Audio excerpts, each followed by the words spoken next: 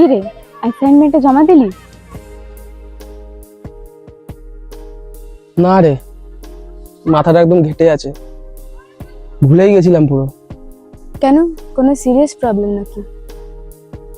ওই আর কি, আবার মা বাবার মধ্যে ঝামেলা। বুঝলাম। জানিস, তুই আমার কাছে সবচেয়ে সেফ মানুষ।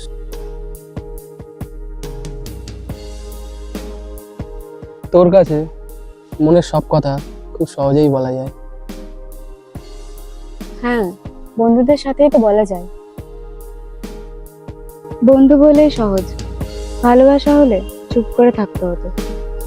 কখনো মনে হয় তুই আমাকে ঠিক আগের মতো রাখবি তো? হ্যাঁ, সবসময় বন্ধু হয়ে। চ,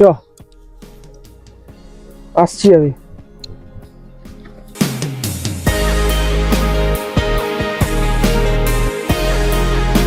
বন্ধু হিসেবেই থাকবো, কারণ হারানোর সাহসটা আমার নেই।